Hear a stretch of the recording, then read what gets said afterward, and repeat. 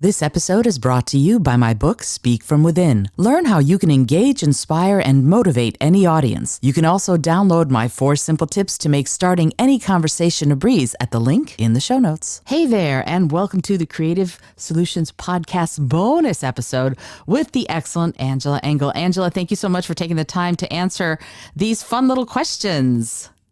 Okay, I'm ready. Are you ready? Okay. She's like, hurry up, Izolda. I've got a day to get back to. All right. These are bonus questions that are designed to give the person who's listening a little bit more of a flavor of who you are. So let's do this. Angela, what is your favorite song? Oh, that's so hard. Oh my God. How about, can I just do a favorite, like anything right now? I mean, I love Lionel Richie. Okay. I love Lionel Richie. Great. I would never stand in the way of somebody loving Lionel Richie. So I think I can't choose one, but let's just say Lionel Richie right now. My husband and I used to. That's great. Well, here's what's funny, because the next question is favorite musical group. Oh, that's funny. Well, a group right now. I mean, you could say the Commodores. That would be fine. I know, possibly. I mean, I feel like I love Lizzo because I have girls. I love Lizzo. Oh, and I'm going to Beyonce too. I'm going to Beyonce concert this summer with my sister and my kid. I have a high schooler, so gotta love Lizzo and Beyonce. For sure. For sure. And you know, it's really funny to me. I saw Lizzo, excuse me. So I saw Lizzo in September here at Madison Square Garden in New York City. And I left just being, I didn't know much about her. I just thought I want to see her. Okay, let's see her. And I left being the biggest Lizzo fan. She's so incredible. So I totally understand. Yeah. So maybe I'll say, find one of my favorite songs right now. It's, About Damn Time. Yeah. So great song. Absolutely. It's About Damn Time. Yeah. I love that song. Yeah. All right. Your favorite artist can be fine artist, can be another kind of artist. That's so any kind of artist right now. God, these are tough. I mean, I love Georgia O'Keeffe. Who wouldn't? Have you been to that museum in Santa Fe? Her museum? Oh, I actually haven't. I've been to the Boston though. I went to in Boston, has a huge Georgia O'Keeffe exhibit, and I fell just in love with the work. I got to see a lot of the paintings there in Boston. So cool. Yeah, I was at the museum in Santa Fe, and I was there with my sister who loves art just about as much as I do, and we spent like 5 hours, and it's not a huge museum, but we still spent a lot of time in there. It was great. The book you recommend most to people, which is great asking a publisher about that, but the book you recommend most to people. The History of Reading by Alberto Manguel. I don't even know how long ago that was published. Hopefully it's still in print. But nice. I love that book. If you're into publishing, it's The History of Reading. Can I do 2? I mean, you're asking a publisher what books? I know, that's why I said it's funny asking a publisher that. You can choose 3. How about 3 books? Okay, if you haven't read Toni Morrison's Song of Solomon, you have to. And everybody, I mean, it is life-changing. And so Song of Solomon, Alberto Manguel, A History of Reading, and then more. I personally, I just loved Vanishing Half. I thought it was fantastic as well. Awesome. You know when I read Song of Solomon? In college.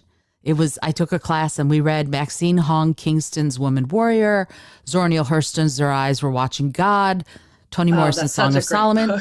This was an amazing, the class just was unbelievable. The professor chose incredible books and changed my life. Yes. Okay, so everybody on this Song of Solomon, if you have not read it, you need to, and then DM both of us, because it will change the way you really even look at literature. Yeah, absolutely. I agree completely. Brilliant book by a brilliant author. All right, first concert. The Jets. Do you remember that? I've got a crush on you. Yep, I yep, yep. absolutely. That's awesome. All right. Your favorite city? Oh, that's so hard. I mean, it's hard not to love San Francisco because that's where I grew up. And then I'm like Minneapolis because I grew up in Minneapolis and everything that's happened um, over the last few years, especially with Black Lives Matter and George Floyd. I like my heart goes out to that my hometown. I went to South High. And so I just want to do a shout out. I'm a Prince girl. I've seen Prince in Diamond and Pearls. That was not my first concert, but and First Avenue. And so I have to say Minneapolis. Nice. I am a Prince girl too. I was good friends with one of the producers who worked at the Purple House when I was a kid, when I was a teenager. So never got to meet Prince, but I stood backstage and that was fun. His grandma's house was right by my high school, and so it was like, "Ooh, let's walk over to Prince's grandma's house and see if maybe Prince would." I never got to actually see it. I mean, I saw him in concert, but he was never saw him outside his grandma's house. Right, exactly. Like I saw him in concert too, but he was really far away. And yeah, the For You and Dirty Mind and Controversy and Purple Rain tours. I was like, phew. All right. Let's see. The next question: cats or dogs? I'm actually like them both. And so that is such a hard question for me. Completely both. It depends on the breed of dog. Some breeds I hate and some I love. And then, I mean, it depends on the cat, but there's some I love, I'm an equal there. Totally. And that's my answer. Like I went through, somebody asked me, turn them around and asked me these questions. And I went, well, both. Yeah, both. We're allowed to break the rules. Why not? All right. Backpack, wallet, briefcase, or purse? I'm either a purse or a wallet person. So I'm definitely not a briefcase and I'm definitely not a backpack, but some days I'm a wallet and many days a purse. Nice. I'm always a backpack person because my computer's always with me. Your favorite cookie? Ooh. I think it has to be, what I love is when there's salt in a dark chocolate chip cookie. So the chocolate chips have to be dark, bitter chocolate. They kind of like those big chocolate chips, that kind of melt. They're almost like squares. And then if there's salt on top, that's I love how specific you are. That's also big chocolate chips, not the little ones, and salt on top, just so you know. So if you want to send Angela some cookies, that's where you got to go. All right, cool. Now, the last three questions are, there are three questions, but they're all sort of kind of related. And they are favorite book as a child, favorite book as a teenager, and favorite book as an adult. Okay, so Charlotte's Web. When I was in third grade, I wanted to become a writer, and I went as not as Charlotte, but I went as Fern, to school, and I thought I was Fern, and I had a little basket that I put a stuffed pig in. So definitely Charlotte's Web is just always with me. And then when I'm a teenager, A Wrinkle in Time, hands down. I loved that book. Changed my life. See, exactly. Wrinkle in Time and that whole series, right? I mean, just anyways. So that would be my teenage year. And then as an adult, I mean, does college count? Because that's probably what I read Song of Solomon too. But Sula, also another Toni Morrison book, really powerful. For me, reading Sula really heavy, and I don't think a lot of people read Sula as much as Song because it's really heavy. But Gabriel Garcia Marquez, a song, Solitude. 100 Years of Solitude. Thank you. My brain. You're welcome. Now. You fried my brain, but I'm sorry. There's so many good books I've read. It's so hard to choose. But White Teeth even is. I mean, it's just I could go on and on. Yeah, no, that's great because these are all recommendations. Like somebody's listening to this and going, okay, this is a publisher and these are her favorite books. So I should probably check them out, So there's a lot to be said for that, for people, because I have a lot of musicians and a lot of either authors or publishers on this show. And so having your recommendations for things that you love so deeply, that's going to be so effective. If I look at it and if I go, when I'm ready for something heavy and I go and I read Sula, that's important. It's important because we get to recommend some of these amazing books and artists to people and enrich us all. Yes, I'm putting something in the chat because although people probably heard this, they probably have not heard of this book, which I loved recently, called Mango and Peppercorn. It's a memoir, and it is on. I put it in the chat, so if you really want to, it is Chronicle Books published it. I think not even that long ago. It is so It's a powerful memoir and food writing. It's about a Vietnamese restaurant in Miami. It is so fantastic. And, during the Vietnam War, having to flee her entire family, the book is unreal. So I highly recommend, because I doubt people have said on your podcast, Mango and Peppercorn. No one has ever said that on this show as a book to recommend. And what's interesting, like when we talk about these timely sort of political events, I'm going to give a strange little bit here. Right after 9/11, everybody was saying we should boycott anybody who had a Persian business of any kind, food or whatever.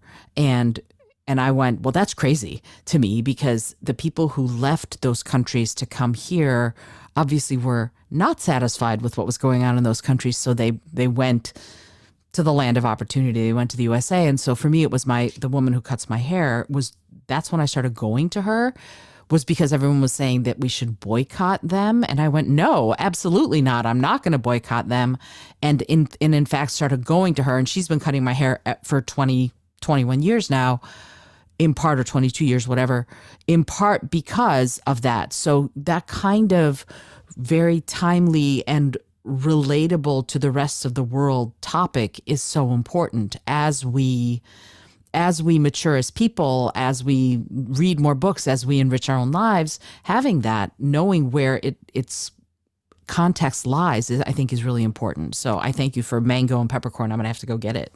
Yes, and she's Vietnamese, obviously, and in the rise of Asian hate is not. It is really. It's not going away, right? These crimes are not going away, and so I don't know if you've been reading even in Texas about property for Chinese Americans. There is so much. Yeah, I mean, just like please, everyone, open up your news, but start reading the stories from Asian writers. And the reason she's here is because of the fall of Saigon in 1975. Like, there's a reason. And her daughter ends up, I'm not going to give the book away. But read the book. Her daughter is just amazing. And what she's able to accomplish in her life. So, diversify your bookshelf. Read. I would say right now, I'm going to actually is one of my goals is to read more Asian writers, and their stories here. It's definitely a huge goal for me. That's very cool. And with Mango and Peppercorns, I'll be sure to put that link in the show notes so that if you want to get more information on that book, you can just click the link in the show notes under Angela's socials. Angela, I'm so grateful that you took the time for these extra fun little bonus questions. You've enriched my life. You've given me new books to go read. I'd never read Zula, and I've never heard of Mango and Peppercorn, so I'm very excited to go find both of those and read them. I am grateful once again for you taking the time. Thank you so much. Awesome. This is super exciting. This is Izolda Trachtenberg for the Creative Solutions Podcast with my incredible guest, Angela Engel of the Collective Book Studio, who was fabulous and gave you all sorts of recommendations in this bonus round. Please check out the books and other artists that she recommended, because we can only be enriched by bringing more art and creativity into our lives. Until next time, as always, I remind you to be bold, be creative, and most of all, be kind.